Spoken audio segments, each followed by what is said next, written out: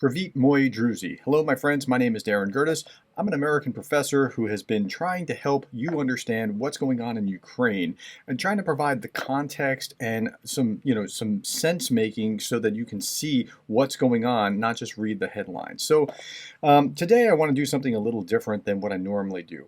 Here I want to bring in, and I'm going to have kind of a reaction with a number of prominent YouTubers. So, and when I say YouTubers, I mean UA-tubers. I mean, these people are those that support what's going on in Ukraine. And so you're going to see people like, well, let's go up here. There's Vlad Vexler, and they're all different, right? So Vlad Vexler is a Russian who now lives in the United Kingdom, and he has a philosophy background, and he approaches this like a philosopher. You have Anna from Ukraine, who's in Ukraine. Like that was pretty obvious from her name, and she's also an academic, and she's a very clear, articulate voice for the Ukrainian perspective of things, and you just get a wealth of information from the way that she sees things. Then there's Jake Broe. Jake Broe is a former United States Air Force missileer. He's an American who he was doing something else, as many of us were, on YouTube before he started, shifting gears to the Ukraine war. He was doing something with finance and personal finance, investing, that kind of thing. But he was a former missileer, so he brings a wealth of insight, particularly in the last few days. Like, go back to yesterday, and as he connects the dots with a leak and who leaked what, it was absolutely amazing. Then there's Anders Puck Nielsen, and Anders is also a military man from Denmark who has a great line of insight of what is going on.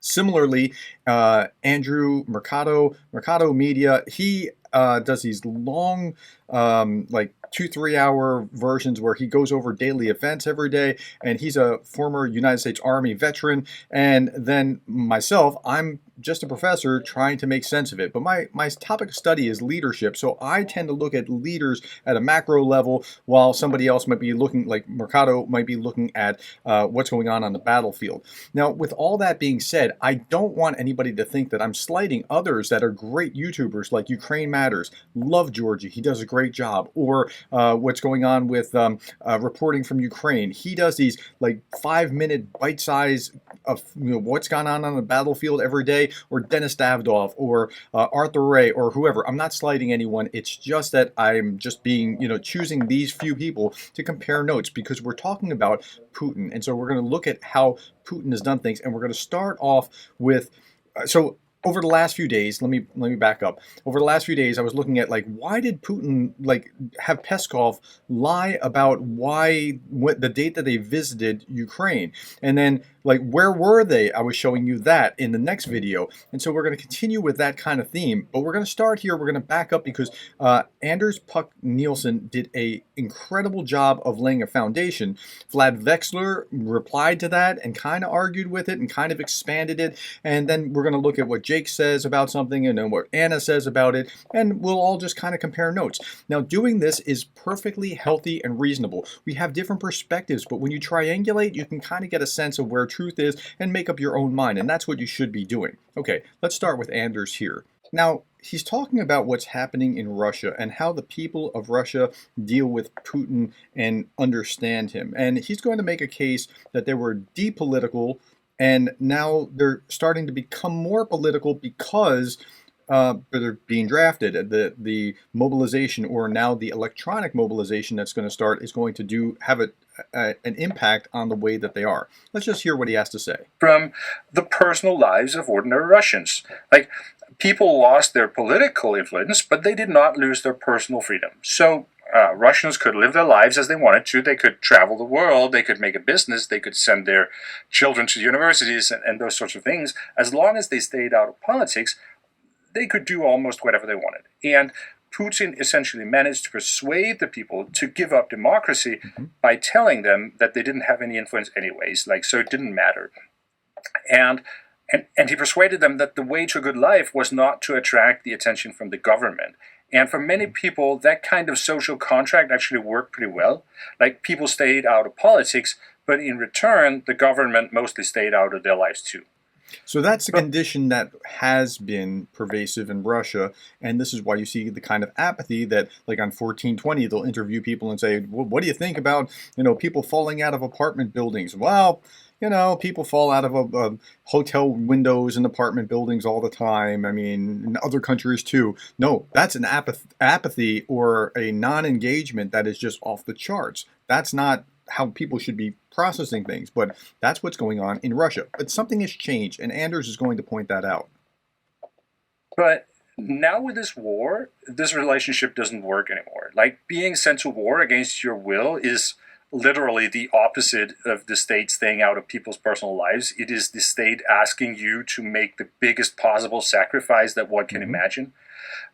So for a long time during the war, Putin tried to maintain the old way of doing things. Like he called it a special military operation instead of a war. He insisted on only deploying voluntary contract soldiers. And Yeah, that's a really interesting point because Putin did everything wrong militarily in the early days because he was insisting for these political reasons on, hey, there's nothing to see here. There's not right. Really, what you want to do, like General Powell sent. He was asked why he sent an extra carrier battle group to the Persian Gulf during the Gulf War. He said, because I didn't have enough time to get another one. This is a gang fight. Like, that's what you're supposed to do. You're supposed to have overwhelming force and just destroy your opponent as quickly as possible. That's the best possible outcome.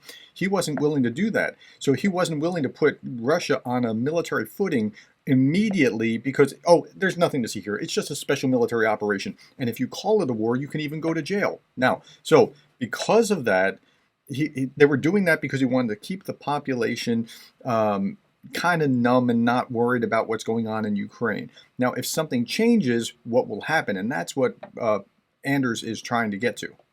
when he finally agreed to mobilize more soldiers, it was done as sort of one single wave of partial mobilization. So it could be like a quick shock, but then things could go back to normal for all the people that did not get mobilized. All this was designed to maintain sort of the old order where the Russian population was politically disengaged. But now that the war drags out, this has become unsustainable. Like Russia is losing so many soldiers that it will be impossible to isolate the broader Russian population from the fighting.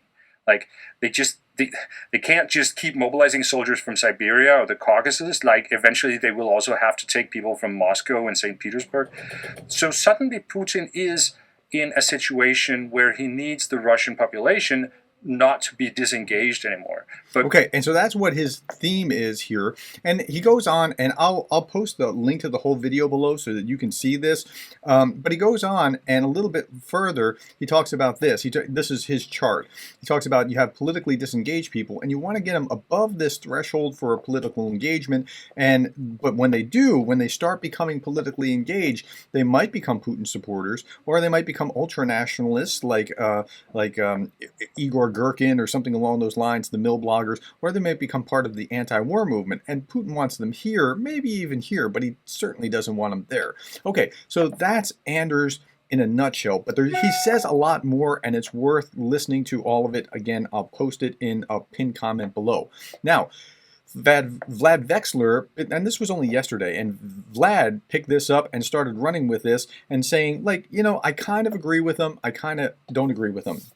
He ceded the point that while he's wrong in the way that he's describing it, he's basically right in generalities of how to get there. Like, that's the way that Vlad was processing it. Like, yes, there is a two-step process going from here to there, but will he get from here to there? So let's hear Vlad talk about it. Could people become interested in politics in Russia who are depoliticized and then decide that they support Putin? Well, this is difficult because the depoliticized people already say, declaratively at least, that they do support Putin. It's just that they don't support any particular policy of Putin's. What they support is whatever Putin does. That is their depoliticized predicament. So let me add to that, because I'm a management professor that deals with leadership, and so in my lane in academics, I see this in organizations all the time, right? Nobody opposes what the boss is saying. That doesn't mean that we really support what you're saying, but we're just like, I don't want to get in trouble, or I don't want to have to say anything or have to do anything, so I'm just going to kind of go along. Not asking a question in a meeting doesn't mean that I agree with you. It means that I'm not willing to speak up. And that's kind of where these people are. They're not really full-throatedly behind Putin. They're just not willing to do anything yet. But then, clearly we're talking about a more politically substantive kind of support for Putin. Not support for Putin Right. that goes along the lines of, do you support Putin? Yes, very much. Can I just please get on with my life now? I don't want any more questions. So, is it possible that Russian population, right, they become citizens and come to support Putin? In a sense, it's impossible, and in a sense, it's possible. And that's because the only way that's going to happen is through a kind of process of, and I'm very uncomfortable with that word, but let's just, being cartoonish today, let's just use it, fascization. So that's to say, they're certainly not going to say, well, now I'm interested in politics and having thought about it, and in fact, I think Putin is a good political project. That's certainly not going to happen. It's rather going to be either nothing or a coming together of leader, state, and people as one. Not for the whole population, but for an increased chunk of the population. Yeah, so if that happens, then they're not just over that line that Anders was talking about, but they're over that line, and they're torchlight marches in the street kind of thing. I'm being a little facetious with that, but they're really, really there. And I don't know that they'll get there, but let's hear another clip of what Vlad has to say here before we move. War has made the pain of transcending the evasion even greater, which is why the more they understand about how bad things are, the more they're going to consolidate their depoliticized. Now, he's saying the opposite of what Anders is saying. Now, Anders is saying that the more that they understand the war, feel the pain of what's going on, the more the threshold for political engagement will be crossed, and then they'll come into one of these three camps. Vlad is saying the more that they understand the war, the more painful it is, and the more depoliticized it will be. And who's right? Let's hear a little bit more about Vlad before we move. Predicament. No, not the opposite. Unless, going back to what we said earlier, there's a clear perception of an alternative that is actionable. And so, now, final remark. Is it true that Putin wanted to keep the Russian population depoliticized? Yes and no. He wanted to keep the Russian population depoliticized across his 3 to 7 day war in Ukraine that is now 1,000 days old almost. And therefore the answer is yes, he wanted to keep them depoliticized. But there was already a lot in place toward the trajectory of a big conflict against the West, possibly happening a few years after this brutal invasion of Ukraine. I don't think that you're going to see people go and move. My personal thought is they're not going to move into personal engagement into an anti-war movement. And I don't see that. Now, part of that is one of the textbooks I use in class, Influence, Science, and Practice, where Dr. Cialdini at I think he's at Arizona State was talking about what was going on with Gorbachev.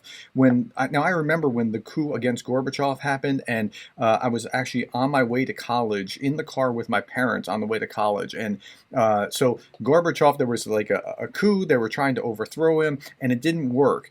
And he said this when he summarized what happened. He said, had they been students of history or of psychology, the failed plotters would not have been so surprised by the tidal wave of popular resistance that swallowed up their coup. From the vantage point of either discipline, they could have learned an invariant lesson. Freedoms, once granted, will not be relinquished without a fight. Now, that's what he was talking about in 1991, glasnost and perestroika. And so the people were rising up to defend Gorbachev because they wanted to hang on to those freedoms. But we're in a different place right now. Like, it's not like Putin has been giving more and more freedom. Putin has actually been becoming more and more authoritarian. So I'm just not seeing that there's going to be some kind of wild wave of anti-war movement. But this diagram tells us why, and it informs us of why Putin was doing what he was doing in the last few days. So we had this really interesting thing where Putin makes a surprise visit to the military front line. Why? If the people are disengaged, why is he trying to look like this? Well, if he's trying to raise the engagement level, like Anders is saying, then that makes a lot of sense of what's going on here. He's trying to get them to see him as a wartime leader. But then that leads us to a whole different problem. I showed this video 2 days ago, and so I'm not going to show it again, but actually you're going to see parts of it with the Mercado Media clip, so just hold on for a moment. But now we have another interesting process, because look how close Putin is sitting to these advisors, where just the same day that this came out, this is a clip of where Putin is sitting relative to the Chinese defense minister. Like, something's going on here, and that raised the specter of, well, is something going on with body doubles or that kind of thing? Now, Jake Broe seems to think that there may be a body double, and I'll let you listen to him as he makes his case. So you should hear his perspective. As if Mariupol is this booming metropolis carrying on like any other city in Russia. So here's a clip I want to share with you of a small group of average residents of Mariupol who just happened to be loitering in front of this brand new apartment building at 3 a.m. with a camera crew, hoping that they could bump into the president of Russia and thank him for liberating the city. So let me share a little bit of this with you. Не ожидал. Можно с вами хотя бы поздороваться? Спасибо очень. Мы только по телевизору сколько раз видели. Чего так надо же начинать знакомиться поближе. Мы в Крыму передали по телевизору. Такая работа, да? А вы здесь живете или? Да, живем. У меня второй этаж, у них первый этаж. Нравится?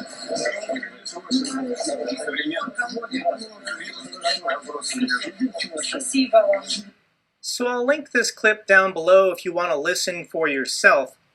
And I'll link this episode of Jake Broe's podcast here below as well, just like I'll link Vlad, just like I'll link Anders Puck Nielsen. But you'll get the idea.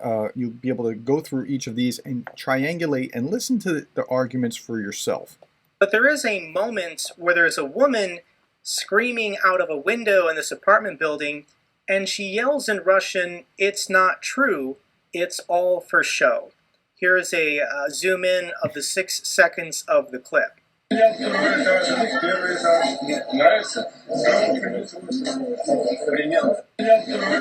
So it's difficult to hear because she's screaming from a distance, but what happened on Russian state TV is one network caught it, that this woman screamed, "It's not true, it's all for show," and they edited it out of the broadcast.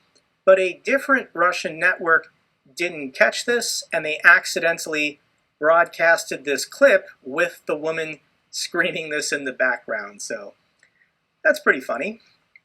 And as for this average group of grateful Mariupol residents excited to see the president of the Russian Federation, yep, just average normal people who always wear earpieces.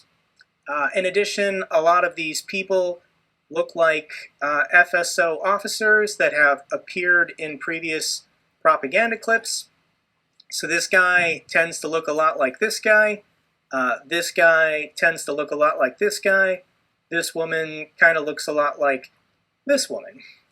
So they're paid actors that work for Putin's security services.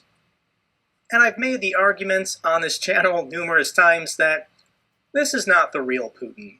The real Putin would not risk his life going to Mariupol when the Ukrainians just bombed it like 2 or 3 weeks ago with some unknown capability. So here is who I argue is the body double. It's up to you if you want to believe this story. But this is the real Putin. So this picture is from last week when he met with Kadyrov in his office. The real Putin has poor posture. He has to grip the table to stop his hands from shaking. His neck is puffy from steroids or various drugs that he's on. And you can also see from his body frame that he's losing weight. He's shrinking as this suit looks very baggy on him now. This is the real Putin when he meets with his security council. Nobody gets within 30 meters of this guy. There are no handshakes, there are no hugs, there are no getting close to the dear leader. And now that's why this is really interesting, and some people's perspective of this might be like, hey, maybe the body double, maybe it's a body double, maybe it's just he's okay with the actors around him. I don't know, but when you watch the next clip that I'm going to show you as a comparison, not Anna's, but the one after that, I want you to see like he's getting into some close quarters with people that he hasn't seen for a long time, and he's kept people at a distance. So I don't know if it's a body double or if it's just that he's around his actors, but I don't have the information to say or suggest that he's a body double. So here's Anna from Ukraine talking about the same kind of issue. Now someone evil and bad pretends to be him. I think that this is what happens to a person that has really negative inclinations, is a psychopath or sociopath, as people describe him, who is extremely reserved, has lots of traumas, and stays at power for decades. Even the best presidents become poisoned by power if they continue ruling for 10, 20 years or more. I think a normal person will... Now she's onto something, right? Lord Acton said that power corrupts and absolute power corrupts absolutely. The longer authoritarian leaders stay in power, the more paranoid they tend to be. And I talked about that in the previous video. Always understand it's time to leave to change something. Nobody says you have to quit a career. There are lots of options, you know, in the world. But Putin wants to be the Tsar of Russia. So I do think it is still the same person who, if it's possible to say so, evolutionized into this perfect authoritarian, totalitarian, Soviet-style leader. But we all know that he is extremely focused on his own health, well-being, and life. That's right. He is super worried to get COVID, for example, and to come in contact with people. He is constantly afraid he may be killed. Well, he understands he's worth it. So, one and the same person cannot demonstrate two totally different patterns of behavior within the same period of time. And this is what made me think that perhaps there are a couple of Putins walking on this poor planet. Recently... Now, that's a reasonable argument. I don't know that I have the evidence to say, yes, he has a body double, but he does seem to act very differently most of the time. And then when he's off in the front lines, which aren't really the front lines. By the way, so I showed you where the front lines were, and it was like you could see Crimea, like you could see both the coast and Crimea. You were that far away from the front line. And one of my viewers said, well, he was on the front line. It's just where the front line's going to be soon. And that was the greatest comment I think I've seen of all time. Now, okay, so with that being said, if you look at this RT article and then you watch this video, you see him do things that don't seem to add up. So triangulate, hear what Jake has to say, hear what Anna has to say, and then hear what others have to say as well. Okay, so we're going to look at Mercado Media. And before I look at Mercado Media, I'm going to show you something that influences the way that I think about what's going on. This is from the Oxford Review. This is what is authoritarian leadership. Now, generally here, they're speaking in a business context, but you can apply this just as well to Putin. So give us 2 minutes to watch this before we watch the Mercado clip, and then it'll inform how you think about how Putin's acting, and then you're going to see how Zelenskyy acted the same day, and you'll see what I'm talking about. Is authoritarian leadership. Authoritarian leadership refers to any situation where a leader keeps hold of as much power and authority as possible. Okay, and so you're going to see Putin doing that. Even the way that Putin is introduced in the video of him going into meet with his commanders, he's hearing the reports from his commanders and taking their reports that he's in charge and he's going to make the decision. That's the way that it's going to be for him. Not so the way that Zelenskyy is dealing with the same kind of an event, and you'll see those clips. Also known as coercive or dictatorial leadership, authoritarian leaders tend to keep all the decision-making authority to themselves and make the decisions about policies, procedures, tasks, structures, rewards, and punishments themselves. The intention behind most authoritarian leaders is to retain control, and they usually require unquestioning obedience and compliance. Anyone failing to comply or becoming disobedient are likely to be threatened or actually subjected to some form of punishment. Or they might fall out of a hotel balcony or something along those lines. Additionally, authoritarian leaders have been found to be significantly more likely to engage in a range of both overt and covert or hidden manipulative behaviors, tactics, and even intimidation to try to ensure compliance with their wishes. So, what kind of manipulative behaviors do we see from Putin? It looks like either he has a body double, which I can't prove, and I'm not going to propel that theory, or it looks even more like whoever it is, whether it's a body double or Putin himself, is there with a range of actors, as you saw with Jake Broe, like that happened in Mariupol, that was a month ago, and or something, but authoritarian leaders are more likely to engage in manipulative behaviors. Okay, keep going. The consequences of authoritarian leadership. One of the consequences of authoritarian leadership has been shown to be increased stress levels with employees, particularly when they are working under a regime that is intolerant of mistakes, expects blind obedience and compliance, and drives performance through expectations that employees should be working harder and faster.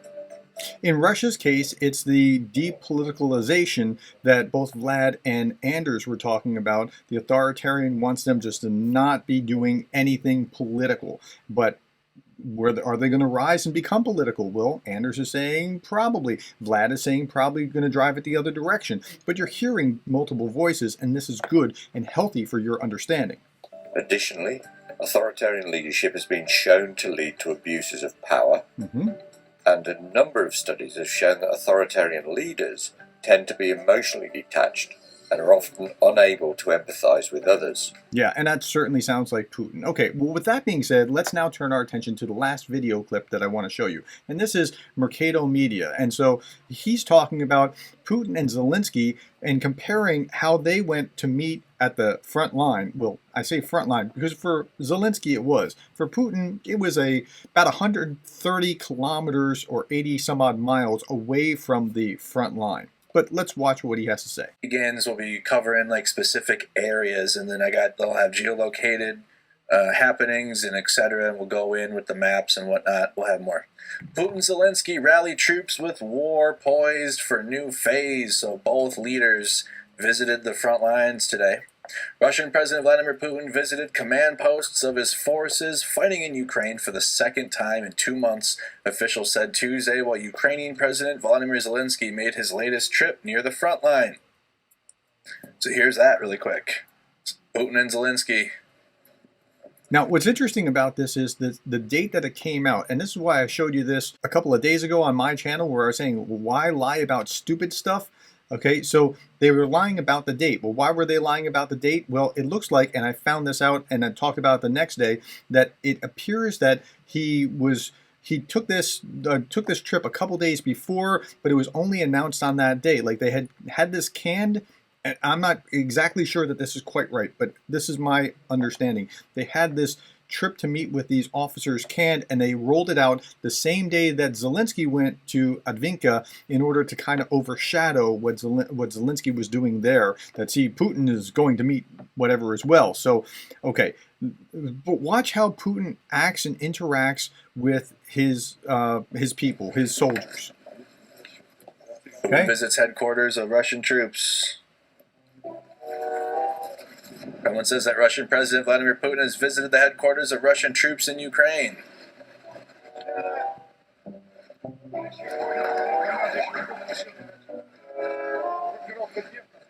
Now, I'm not going to say he's a body double or not. A video released early on Tuesday shows Putin visiting the command post in the southern Kherson region. But he's sitting at close quarters, isn't he? In the video, which the Associated Press is unable to independently verify, Putin receives reports from top military leaders. Now, notice he's receiving reports from top military leaders. Like, he, the authoritarian, is gathering these reports and then he's going to make his decisions, right? Okay, so it's a very different thing than what you're about to see next. Putin says, or this version, this variant, says, it's important to me to hear your opinion about how the situation develops.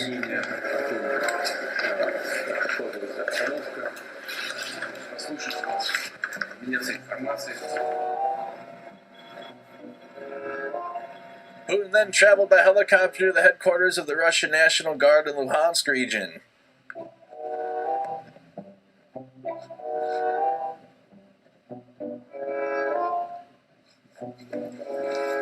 The trip marks the second visit by Putin to the two areas in as many months.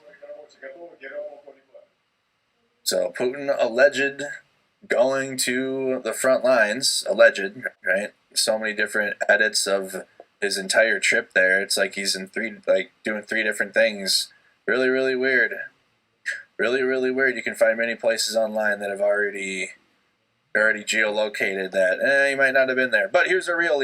And I talked about that yesterday in this video here, Chicken Hawk. I talked about like where exactly was he, and in that video you will find that he's 130 kilometers from the front line when he was down in Kherson. So, okay. Leader for you guys. Ukrainian President Vladimir Zelenskyy visited Advidka, the frontline town in the Donbass, to award its defenders, right? So while Putin was somewhere doing something, or one of his versions of himself, Zelenskyy was here in the city of Advidka, meeting the frontline defenders right outside the 2014 line. Zelensky's right up on the Russians, dude. All right? I don't know how else to explain this, right? Donetsk is right here. The Russians have occupied Donetsk since 2014. Advidka, right here. Zelenskyy visited here, right outside. They are not afraid of the Russians. They are not afraid. I'm telling you that. So here's Zelenskyy, and I'll read over the translations too. And by the way, as you watch this, note the difference between what you saw Putin do and what you're seeing Zelenskyy do. It's stunningly different. Blue and yellow hearts in the chat.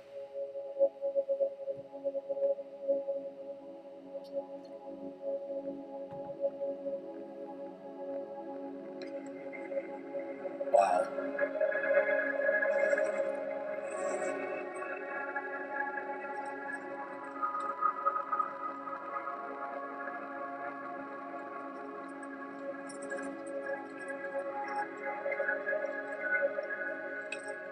It says, Mr. President and the Commander-in-Chief. Let me turn it down just a little bit so I can read and they can talk at the same time. Now, I want to point out, notice the difference in what Zelenskyy is wearing as opposed to what Putin was wearing.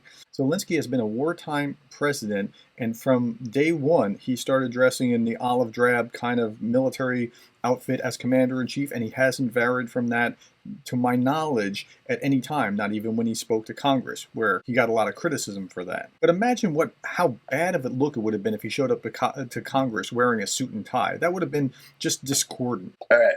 So this is President Zelenskyy meeting his troops. Mr. President of Ukraine and the Commander-in-Chief. The personnel is ready for awards. Commander, name. Wishing you health. Dear officers, those present in the room, dear servicemen, Ukrainians, it's a great honor for me to be here now. To thank you for your service. Okay, so he's thanking them for his service. Who's he talking to? He's not just talking to his upper echelon troops. He's talking to troops, and he's going to be giving out awards and that kind of thing. He's doing something very different than what Putin was doing and receiving the reports. For defending our land,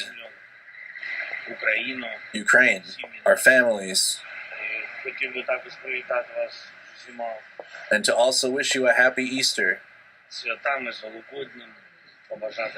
to wish you only the victory,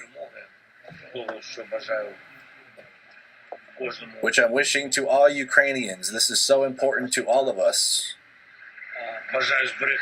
I wish you to preserve yourself for Ukraine, so that after victory we can rebuild Ukraine together.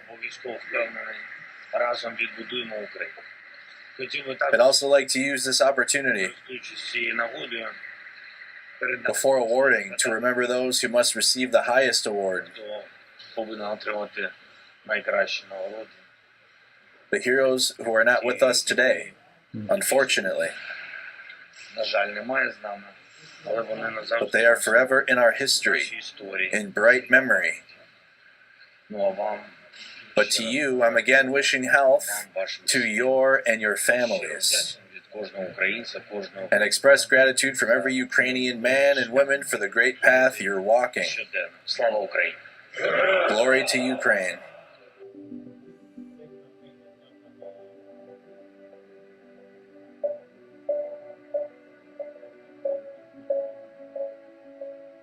Now, Zelensky's acting very differently than what Putin is doing. He's interacting with the troops. He's going to be awarding them these honors, not just hearing reports. He's giving them medals. This is motivation.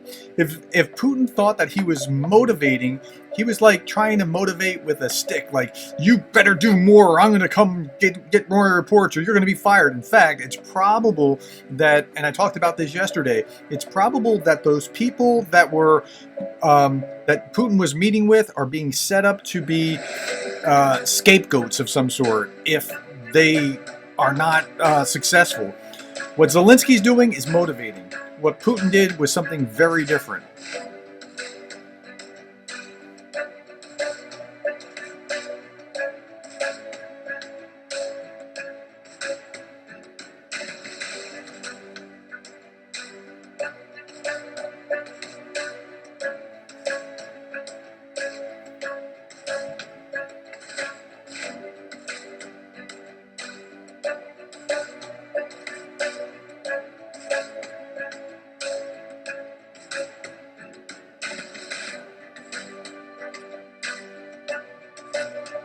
You know, I thought it was strange that Zelensky's not even doing the saluting. Like, he's not trying to play big bad military kind of guy. And he steps forward toward the soldier that he presents the medal to, which I just find really interesting. That there might be something in the culture or that's protocol, but it's just so different than what you see Putin doing.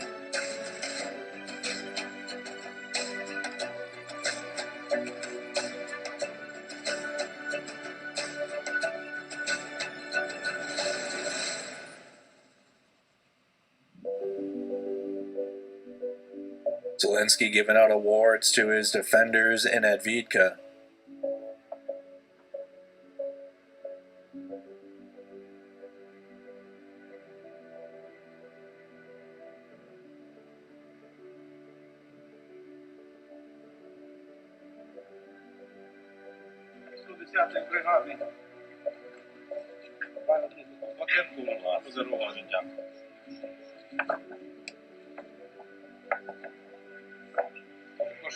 So that's a gift from the 110th Brigade.